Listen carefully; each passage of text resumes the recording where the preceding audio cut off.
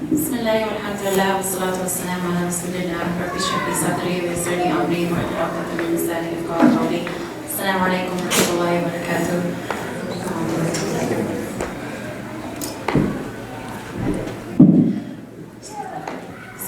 First of all, it's really an honor for me to be able to share with you the knowledge that I have about a field that I really care a lot about. It's been and continues to be a passion of mine for many years. There's two main reasons why I feel very strongly about Islamic psychology. And one, it's because there is a very present psychological dialogue that exists within the Quran, exists within our Seerah, exists within Islamic literature. It's very present and it's centered around the nature of the human being. So of course, because Allah subhanahu wa ta'ala designed us, so He centered essentially our deen and everything that He has taught us around that nature. Our nature, and it's made to satisfy those needs. And so its teachings, they don't just promote our spiritual facets, but they also promote our biological and our psychological well-being. So it's a very comprehensive approach, and this is something that's very needed, especially within our Western psychological thought, is because they need an approach. And you'll see this, like over the last decade, so much research has been done to try to go into Eastern literature, Eastern philosophies, Eastern religions, just to try to find a comprehensive approach on how to understand the human being. So this is something that is such a blessing, and we should really own it. We should really honor that and be grateful to Allah subhanahu wa ta'ala for what He has offered us. Because there are people who are digging for that, you know. And so for me, the passion comes from trying to show what Islam has to offer to this understanding of who we are. Because it's there, it's ingrained in our teachings. And so secondly, the second reason why I feel very strongly about this field is that there is a gap and a stigma when it comes to connecting our mental and emotional issues with our deen. We don't make this distinction when it comes to our physical issues.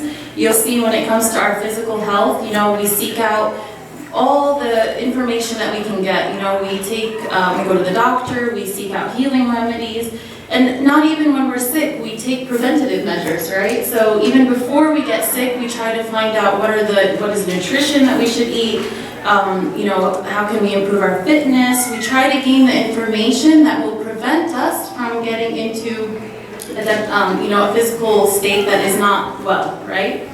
So this preventative measure is something that we see in our deen all the time. You know, our deen, taking preventative measures is ingrained in our deen. We know the hadith of Rasulullah sallallahu alaihi wasallam about the five before five, you know, taking care of your health before you get sick, taking care of your wealth before, you know, your poverty, taking care of your youth before you get old.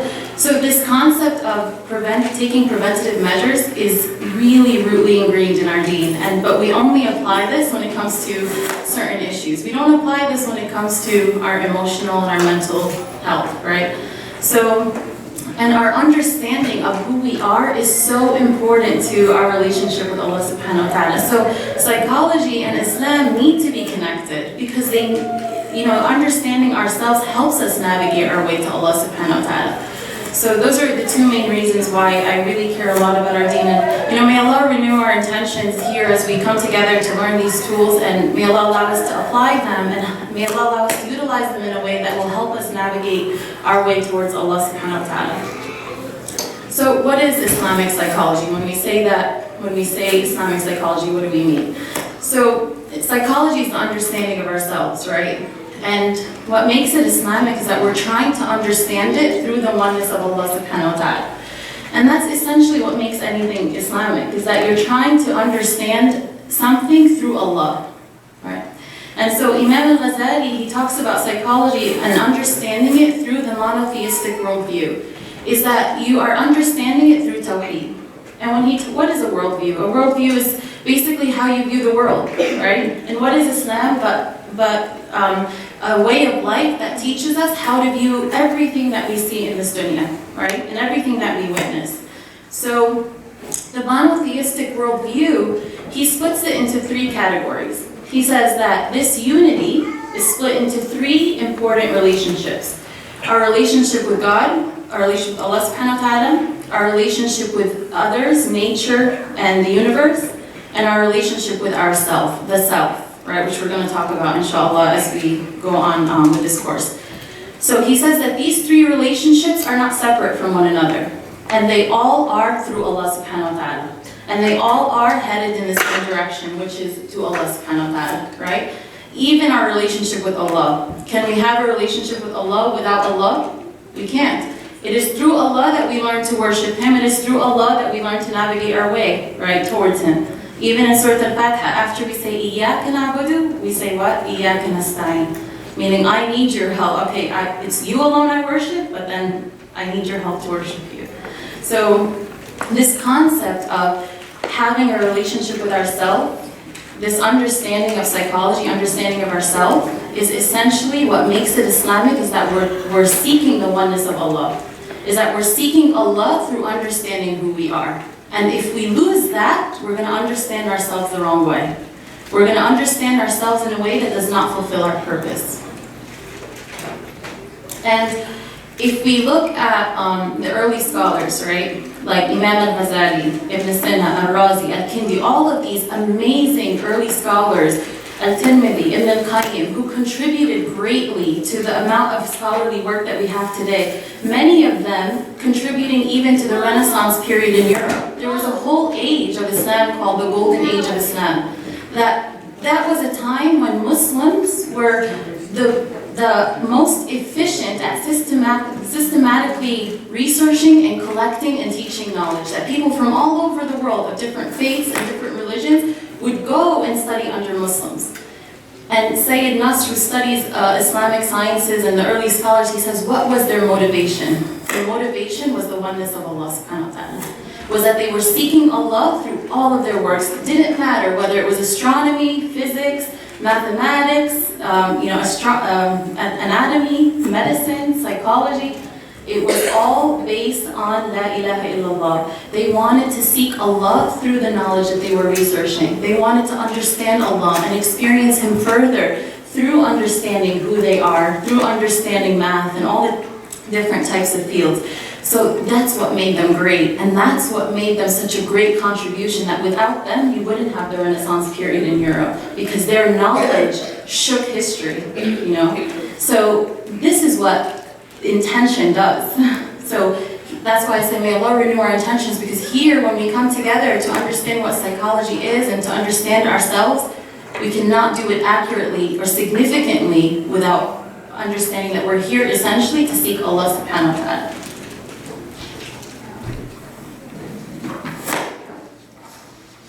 So this class topic today is about self-awareness specifically. And so this is the first topic in the series of understanding Islamic psychology and basically gaining the tools of inner transformation. So the question is, why should we seek self-knowledge? Why should we increase our self-awareness? It goes back to, again, seeking Allah, right? Imam al-Ghazali, he said, "Man arafa nafsahu, arafa rabbahu." Whoever knows himself, knows Allah subhanahu wa ta'ala. And the way to understand this is that when you reflect on any of Allah's creation, it should help you navigate your way to who? Allah, right? When you reflect on the ocean or the nature, the universe, it should help you understand the Creator. When you look at any design, you understand the designer. When you look at any creation, you understand the Creator, right? So when it comes to us, also, we are creation. So when we study ourselves, it should help us navigate our way to our Creator. It's the same thing. So, and this differentiates us from Western thought. How? Because Western thought makes the self the destination. Meaning that when you seek yourself and you understand yourself and you divulge into yourself, we essentially engage in almost a self-worship, where we make ourselves a destination. And through that is a lot of struggle. When you make yourself the destination, then you lead yourself to diseases of the heart, you lead yourself to narcissism, you lead yourself to self-obsession, and you put a burden on yourself that Allah subhanahu wa ta'ala did not design us to bear, right? But Why are we seeking self-awareness and self-understanding? Is to مَنْ عَرَفَ نَفْسَهُ عَرَفَ رَبَّهُ. Whoever knows himself knows Allah. Because if you know yourself, you will know the tools within you to navigate your way to Allah subhanahu wa ta'ala. Right? So it's really important to understand that that is our intention when we're seeking knowledge. And you know, there's an ayah in the Quran, in Surah Al-Hashr, that says, be not like those who forgot Allah and eventually Allah caused them to forget themselves. So in this process, do not make yourself the destination. Do not forget Allah. Because while you think you're going to gain awareness about yourself, you're going to lose yourself under the illusion of gaining yourself. Right? So when we connect ourselves to Allah, He allows us to see things for its essential reality, al-haqiqah, right? He allows us to see the reality of how things are. And why would we want to see ourselves through ourselves? Do we really know the al-haqiqah? Do we really know the reality of things? We need Allah to view anything accurately, right? Because He's the one who lifts the veils from our hearts to be able to perceive things in the right way. So this is important to remind ourselves that when we are studying ourselves, that it's essentially to know Allah subhanahu wa ta'ala. So when we study any system, and first, what is a system? A system is a set of connecting things or parts that make up a more complex whole, right?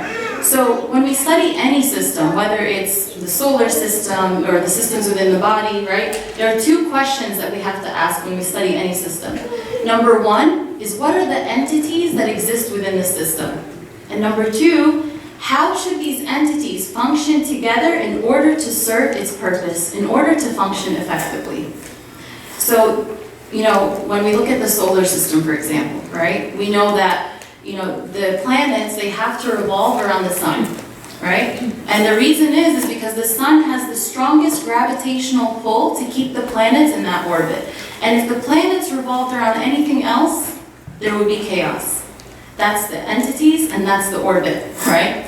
We know our digestive system, our respiratory system, all the systems within our body, they have the entities, but they also have the certain way that they need to function in order for that organ to fulfill, for that system to fulfill its purpose. So within us is a psychological system that we have to understand not only the entities, but how do they work together in order for us to serve our purpose.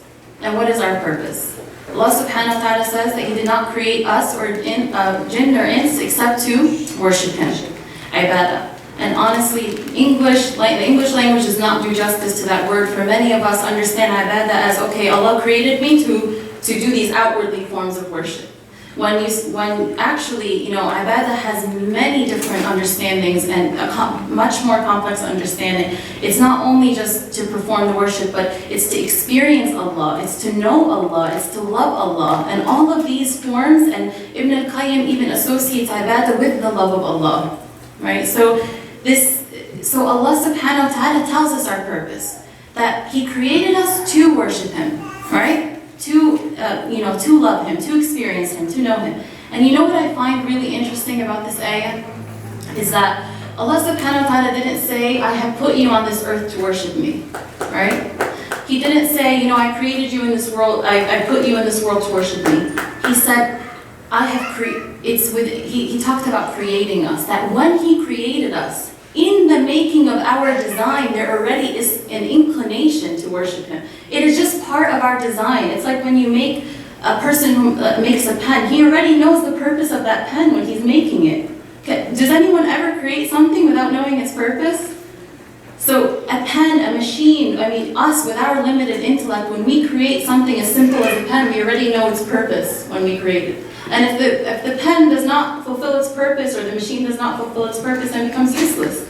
That Allah subhanahu wa ta'ala uses the word created in this ayah to tell us that it's already part of you, that it's already within your design. That is your purpose. Understand it. And don't try to run away from it, because that's you, right? So when we study the entities within ourselves, we also have to study, how do I utilize these entities within my psychological system in order to serve my purpose? And I go to Allah to find out what my purpose is. So like I said, you know, if any of these systems, like the solar system, or, you know, if their entities are not functioning in the right way, then they're not fulfilling their purpose and there's chaos. Similarly, when our entities within our psychological system, when we're not utilizing them the right way, when we don't understand how they should be working together, guess what? There's going to be chaos within us as well. And so this is really important to understand when we're navigating our way towards understanding who we are. So I want to go over some main dimensions of our entire being, right? We know we have our physical self, right? Our organs, all the parts of us that make up our physical being, right? A ruh, which is our spirit or soul. We have our qalb. And when I'm referring to qalb here, I'm not referring to the physical organ, I'm talking about our spiritual heart. The heart that returns to Allah subhanahu wa ta'ala, right? The heart that reflects the state of our soul, the state of our spiritual connection with Allah subhanahu wa ta'ala. And then we're going to talk about the nafs. Right? This is the part that, contains the lower drives. You think of this as the desire-seeking part of ourself, right? This is the ego-containing part of ourself. And then we have our aql, right? And if you notice, an aql is intellect and cognition. It's the ability to process information, understand, interpret information, right? This is our aql. And if you notice, I didn't say brain. I wasn't referring to this. And do you know why? Because in Islam and in part of Islamic psychology, and what differentiates it from any psychology is that intellect is not limited to here. That intellect is something that can be within our hearts and within our minds. And this is something that they're picking up on here in the West, is that they're realizing that there's a different type of intelligence, right? There's a different type of way to decipher information. So the word aql in the Quran and the ability to understand and decipher is not limited just to our minds. And so in the Quran you have, in Surah Al-Hajj, Allah subhanahu wa ta'ala says, so have they not traveled through the earth and have hearts by which to reason? So Allah is connecting the ability to reason with our hearts. And then Allah subhanahu wa ta'ala says, for indeed it is not the eyes that are blind, but blinded are the hearts. So again, there's a veiling on the heart that keeps us from understanding. And he says this after he talks about reasoning. And Allah subhanahu wa ta'ala says in Surah Al-A'raf, they have hearts with which they do not understand. Again, connection between the heart and understanding. And then Allah subhanahu wa ta'ala says, will they not contemplate the Quran? Do they have locks on their hearts? Contemplation, again, and the ability of contemplation in our hearts. So this association between our heart and the ability to understand is constantly there within the dialogue within the Quran. And what's really interesting is that, just briefly, there's different levels of intellect. And, for the sensory perception, that's a level of intellect. For us to be able to, experience our interaction with the world through our senses, right? That requires what? Your physical organs, the ears, the eyes, right? Then there's the intellectual perception, and that you require the rational brain to collect information, to process information, right? To interpret on a certain level information. But then there's spiritual intellect, and this is something, again, that differentiates Islamic psychology from any other thought, is that spiritual intellect is the highest form, and it requires not only the brain, but the heart. So the brain can't do it alone when it comes to spiritual intellect. That there's a part of us that's designed to be the strongest tool to connect to Allah subhanahu wa ta'ala that we often neglect. And we're going to talk about that further, inshallah. So, for the sake of just talking about, I want us to talk about three main components that make up our psychological system, and I want us to focus on them. So we said the nafs is our ego-containing self, it's our desire-seeking self, right? Think of it, when we often talk about it, we think of it as a child within us, right? It's just, it doesn't have that much control, it just wants what it wants without understanding. And then the brain, it collects information. When I say, I'm referring to the rational brain. This is our mind up here that collects information from the world around us, processes it, interprets it. And then there's the heart, the spiritual heart. It seeks Allah subhanahu wa ta'ala. It has the ability to decipher truths and meaning from life circumstances depending on how veiled it is, right? Or how unveiled it is. And then the state of our ruh, our soul, is a reflection, of course, of the state of our heart, because Allah talks about coming back to Him with a qalbin salim, right? So that's really what success is is that nothing will benefit us except one who comes back to Allah with a heart that is sound. And so the essential importance here is about the heart, right? And that the state of our soul, you know, when we meet Allah depends on this heart.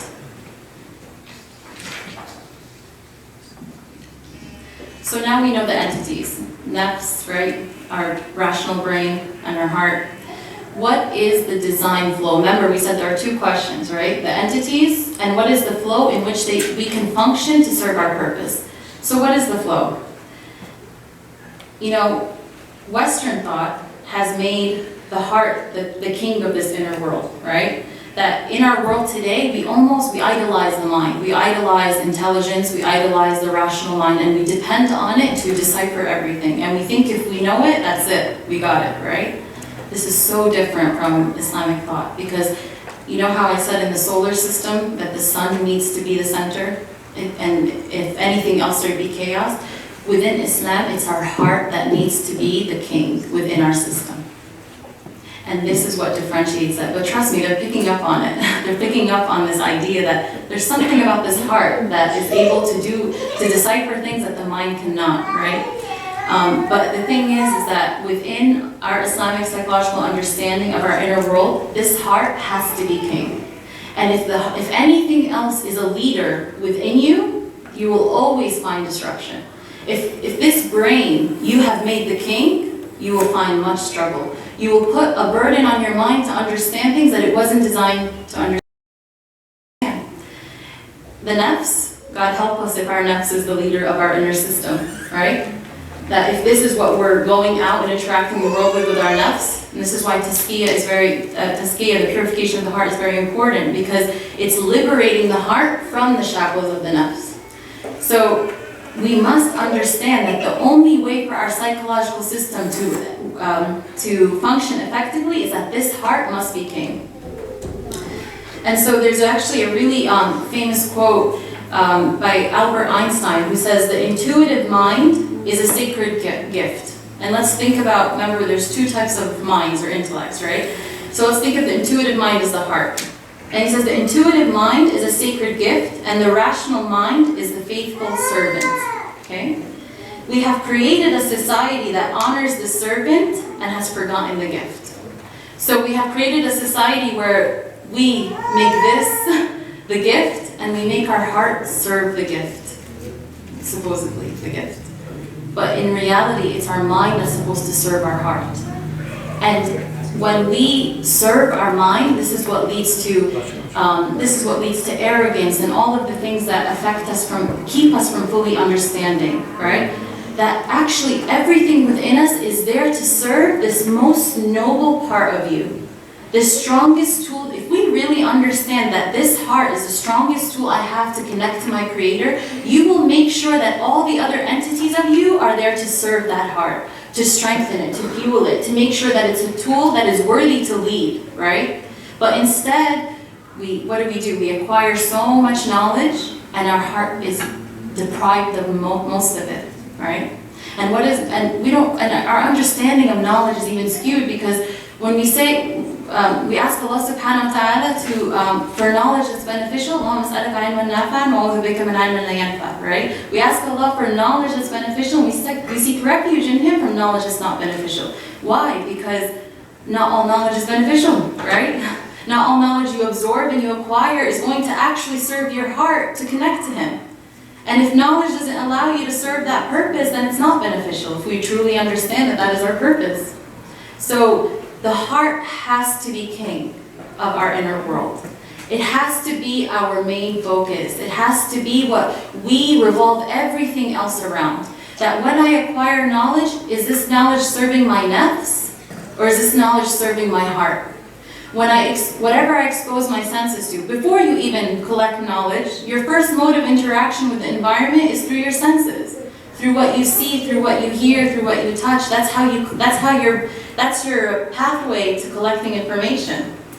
And then once it's in the rational brain, the brain is a machine. It's gonna process whatever you give it. It's not going to be like, oh no, I'm sorry, the haram, don't give it to me. It doesn't do that. It's there to serve a function. Whatever you give it, whatever you expose yourself to, it's going to absorb it. It's going to collect it. It's going to process it.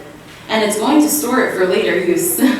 So, now that we understand that I have this heart within me that's the king of my inner world, and it has to be the leader, right?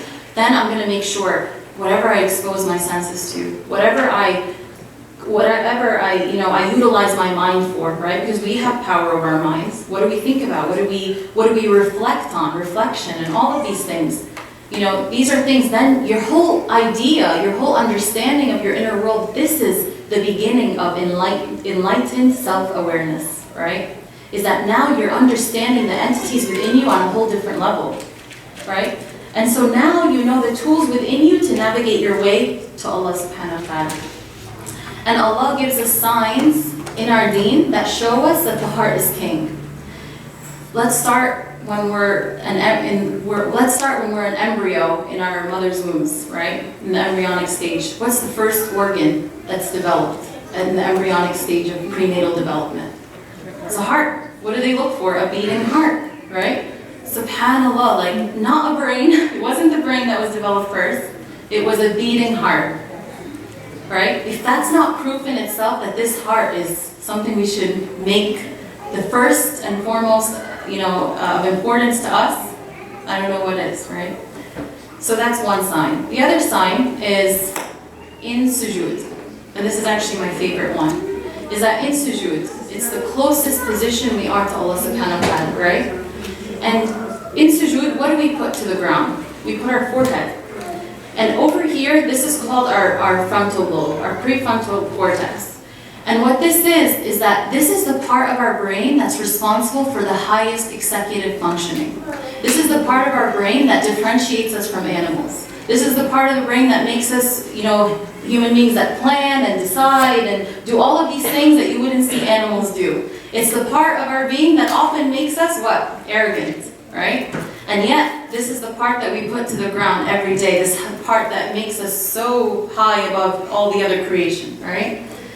And we put it to the ground. And yet, in that most noble and truest of positions, it is our heart that is above our minds. SubhanAllah. So, have you ever thought about this when we pray? That it's in that position we put our forehead to the ground, but it is our heart that is above our mind? What does that tell you? It tells you that this thing you're giving way too much importance for, the heart is still more important. Right? Another example of the sign of why we should make our heart king is Ramadan. We see what happens to us when we focus on our heart, and we make the heart the king. In Ramadan, we deprive our nafs, we deprive our physical being, and then the heart is like, wait, who's going to lead? I always think of like, the battlefield and soldiers, when the front line go back, then the people in the back, the soldiers in the back have no choice but to step up because someone has to lead. That's the way the world functions, right? There has to be a leader. So in Ramadan, naturally the heart rises because naturally there's an order to things that when you deprive all the other entities, the heart's like, wait, who's gonna lead this ship, So it rises. And we see the beauty in what happens to our being, the stability, the peace, when everything is in its order and the heart gains its rightful position as king once again. We see that, right? In Ramadan, we give our heart its rightful position as king of our inner system. And we love it, don't we? We love it, and we love the sweetness of stability that we experience because of that. So, these are all signs that we need to really value this heart of ours. And it is through making it as a king, that we can experience any type of stability in our lives. And so, this idea of understanding these entities now leads us to understanding the word I a little bit better, right?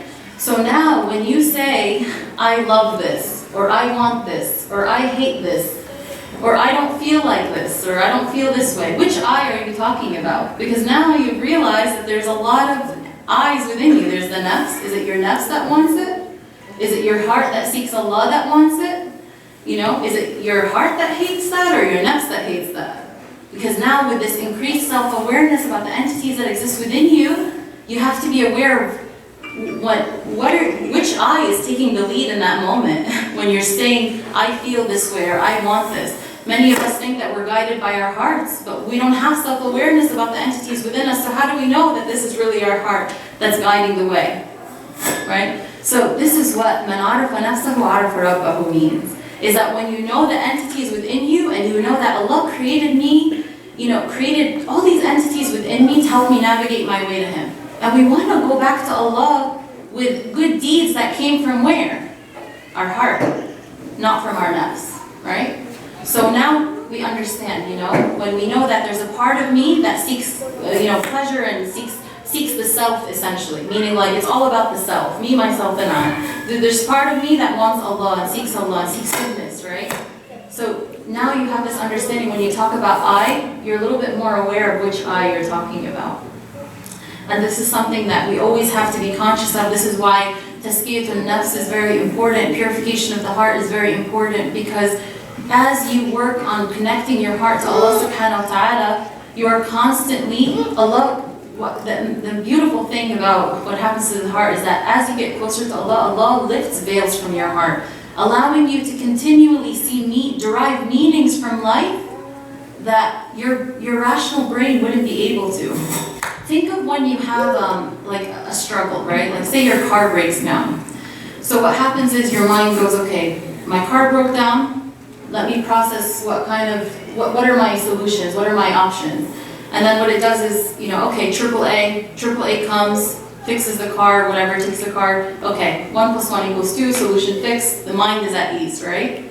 But what happens in life when, our mind cannot solve issues, right? When we don't understand why things happen, when 1 + 1 does not equal 2, right? So things like, you just can't fathom, and then what do? The nafs, think again, right? Because the nafs can't be uncomfortable, right? The nafs wants answers. Give me answers because I can't be uncomfortable. So now it puts a burden on the mind. Think again. And this is when what? The nafs is the leader, right? And then the brain is next in command. The heart was never trained or activated to be able to be prepared for such situations. So now it's like, you can't just snap your fingers in tough situations and say, come on, why is my heart not feeling it? But in that moment, when your heart hasn't been the leader for so long, we put a burden on our minds that it was not meant to bear. Think again. Find me an answer. It processes all the information it has, all the solutions, comes back to you, nothing. And absolutely, what is this? No, think again. We stay up at night, we worry, we have anxiousness. Why? Because our brain is not coming to us with solutions. And the only way to activate our heart is again to submit this mind back to Allah. Put it down to the forehead. You weren't meant to handle this role. And in that position, your heart rises, inshallah, again, because it realizes that, you realize that your mind was not meant to handle that. That we shouldn't now that we understand these entities, we can take care of them a little bit better. Because many of us put burdens on these entities that they weren't designed to bear. Our mind is a tool. That Allah gave. It's a very powerful tool, very powerful. But Allah gave it to us, again, as a tool to help us navigate our way towards Him. As a servant, to serve this heart, to serve our purpose. Not so this is king, not so that we pride ourselves over the knowledge that we have. And subhanAllah, that's why in the most difficult situations, or when Allah gives us examples of people who walk on this earth arrogant, but in difficult situations they call out to Allah, right? Because this brain can't help them, right? So, this, inshallah, is really the beginning of trying to help us understand these entities within ourselves and how we can utilize them to navigate our way to Allah subhanahu wa ta'ala. And I ask that Allah helps me first and all of you to utilize these tools in a way that is pleasing to Him. And we should make that dua. Ya Allah, help us, utilize all of these tools, all of my strengths, everything that you have equipped me with to serve you, to come closer to you, and to improve my relationships, everything, right? So it's essentially, we should make dua for these things that Allah subhanahu wa ta'ala helps us do it, and Allah will make it easy. And I want to end with this ayah in the Quran. And subhanAllah, it's in Surah Al-Sajda, where Allah subhanahu wa ta'ala says, Such is he who knows all that is unseen as well as what is seen, the Almighty, the Merciful, who gave everything its perfect form. He first created man from clay, then made his descendants from an extract of underrated fluid. Then he molded him. He breathed from his spirit into him. He gave you hearing, sight, and minds, plural, minds. How seldom you are grateful. The word minds, again, is the Arabic for this word minds is al-afida, right? And I've asked scholars about this. I wanted to understand, this word al-afida. Many of them say that they can't do it justice with the English language, right? But here, unfortunately, the translation is minds. But again, the key thing is hearing, singular, sight, singular, minds or intellect, plural, which means that our intellect is not limited to our rational brain, that our heart has the ability to perceive and understand things that the mind cannot, as long as, inshallah, we make it the king of us.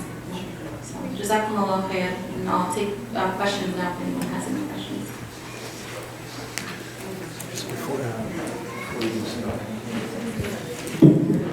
Assalamu alaikum, everyone. Please, inshallah, we'll try to take as much as possible questions and then answer all of them at once. So we're going to keep taking the questions, and before we leave, we want to give you a number that we want you to text so that we can get your emails so we can stay connected with Sister Marwa's class. I'll pull up the number in a second, inshallah, but please just, if you have a question, raise your hand. We're going to take all of them at once and then give Sister Marwa some time to answer them, inshallah. It's more like a comment. So based on what you're saying, I would think it's kind of hard, like arguing with atheists, because to them, to prove God, it's all about your mind. But at the same time, you can't just get to Allah just based on this, because in the Quran, we have balance. We believe in the seen and the unseen. You can't rationalize your mind to understand the unseen. Absolutely. So there's no point, I guess it would be like for atheism, if everything depends on that, and that's all. It's really, that's actually a very beautiful reflection. I remember, I had a classmate who, we were talking about Islam, and we were watching this YouTube video. I don't know if you guys, me and my classmate were talking about this YouTube video. I'm sure you guys have saw it. It's called The Purpose of Islam. It was it was a very famous video that went viral about the purpose of life, basically. And she was watching it, and at the end, she said she couldn't formulate anything, but she said in her heart she just felt like this was truth, but she couldn't articulate it for me, And subhanAllah, that's what faith is that, a lot of times it's not about, of course, Allah subhanahu wa ta'ala allows us to see the logic and rationalization behind a lot of things that He teaches us, but faith is in here. That's why a lot of us could be Muslims but not mu'minun, right? There's remember, the spiritual intellect, it can only be activated not just with the brain, it requires the heart. Whereas all the other intellects, it could be just the brain. SubhanAllah. We also have a tablet that is going around. Just make sure that you don't take it home with you. And it's still there. Okay, good. And if you don't get it on time, inshallah, you can text your email to 973-559. Too quickly? Okay. 973-559-3237. And that's the young adult's email, so that they will reply just with a form, and for you to fill up, inshallah, your contact information. I guess, so I'll leave you, I guess, to take all the questions and answers. Do you have this lesson on YouTube? Excuse me? Do you have, where is it right now? Oh yeah, it's being recorded for, they're going to post it, inshallah. Excellent. My question is the heart. You're saying because I'm trying to understand the difference between the nafs, the mind, and the heart. And I'm kind of having a hard time with the heart, because you're saying the heart should be king. So are you saying to activate it, feed it information, always read more about Allah and the creation and how we can connect with Him? Can you just more define what the heart is? So, in order to activate this heart, this part of us that seeks Allah, right? Our intention that when we're seeking knowledge, right? That we're seeking knowledge for the purpose of connecting with Allah subhanahu wa ta'ala, right? that anything that we do, remember even in the beginning, we said even understanding psychology or any field, it should be with the intention of seeking Allah, right? The heart gets activated when your intention itself is about seeking Allah subhanahu wa ta'ala. Right? So and again, we're talking about the spiritual heart that is designed to long for Allah, to connect to Allah. This is the part that, made Ibrahim alayhi salam in a time of idolatry go out and seek Allah, and think that the sun and the moon are his Lord in a time where he wasn't introduced to Allah, right? And he was surrounded by idolatry because Allah already put that within us. What we do though is we deprive the nafs of that fuel that makes it serve its purpose and long and connect to Allah subhanahu wa ta'ala. And I want to differentiate between the emotions and heart. Because here's the thing, in Western thought, it's actually the opposite. They minimize the role of the heart. And you know why? Because they think the heart is all emotions. We're coming away from that dialogue. We're not saying that the heart is just guided by emotions. We're talking about the heart that seeks Allah. Emotions are stations. They're things that pass in and out of us, right? Our nafs can experience emotion, right? You could have emotion that comes from, you could have anger that comes from your nafs, right? You could have anger for the sake of Allah that comes from your heart, right? Emotions, they come and go, And so inshallah, one of the classes is on understanding and managing our thoughts and emotions. We're going to get into emotions later, but I think when we talk about the heart, a lot of people get confused and say, oh no, because Western thought, the brain is the king. The brain tells the heart, I told you better. There's even this picture of the brain telling the heart, look what you did to us again, there's this dialogue where the brain is superior because they assume that the heart is this emotionally guided self, Emotions, we have to really understand emotions. Emotions are fleeting. They come and go. In one day, you could experience a variety of emotions, right? So when we say heart, we're talking about the part of us that seeks Allah, that longs for Allah, that was designed to worship Him. So it's not the connection itself, it's the desire for the connection of Allah. The heart isn't like the actual connection.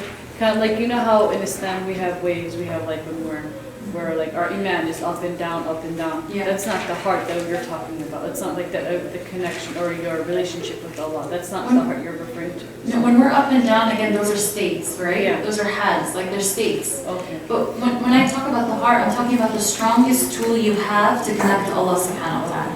Just like the brain is a tool, the heart is a tool, right? But this is the most noble part of us that we have to connect to Allah subhanahu wa ta'ala. Okay. Did that clarify? Yeah. Yes. I was wondering, how does the heart relate to the fitra? Like, how would you relate the two? Well, fitra is our nature, right? And so it goes back to Allah subhanahu wa ta'ala already putting within the spiritual heart this longing for Him.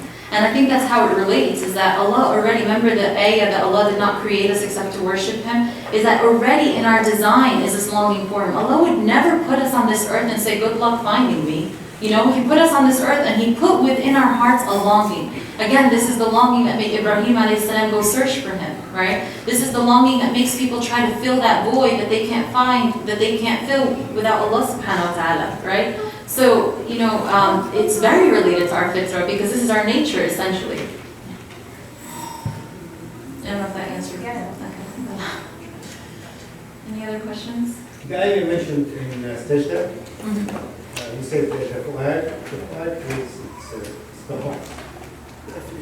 And It's the heart. You know, it's interesting. Some translations, they say minds, and some translations, they say hearts. As a matter of fact, it's neither one, it's a combination. It's a combination, subhanAllah, yeah. Neither one. Yeah, and many of the scholars, they're not sure. Like they Yes. say, it's such, because linguistically, I'm sure there's much more depth to understanding that word. Jazakallah khair. Any other questions? Yes. Would you like to just give a quick overview on the 4 classes that are coming? Yeah. Some quick headlines. So this was basically an introduction to understanding the concepts and gaining this self-awareness. Of course, because of the limited time of these classes, we can't go into depth, but inshallah maybe in the future we can go into a little bit depth of each of these. But so today was understanding ourself and getting introduced to these concepts, which you're going to hear as we go along. So we identified the I, right? And what is this I we're dealing with? Next week, inshallah, we're going to be talking about how do we have a relationship with ourselves, right? So how do we interact with ourselves in a way that promotes our relationship with Allah, promotes a better quality of life? How do we deal with us? And the third class is understanding our thoughts and emotions. Right? What are thoughts? What are emotions? How can we understand them so that we can interact with them in a way that helps promote our peace and stability and helps us again essentially navigate our way to Allah subhanahu wa ta'ala.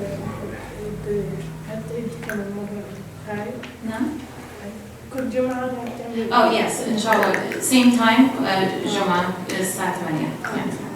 And then inshallah, so third class is understanding our thoughts and emotion. Then the fourth class is about practical, guidelines on how that we can take to just gain more stability and peace in our lives. So we're going to go over a few concepts that can help us promote our quality of life. And again, when we talk about our physical issues, we have no problem seeking all the tools that we can to promote, to improve ourselves health-wise, right? But this is important too, because this improves the quality of our life. And Rasulullah says, seek out that which benefits you. So if this is something that can improve ourselves and the relationship we have with ourselves and our, because the relationship you have with yourself shapes every other relationship. It shapes your relationship with your spouses, your families, your loved ones. It shapes the relationship you have with Allah subhanahu wa ta'ala. And we're going to talk about that next week, inshallah. Jazakumullah khair.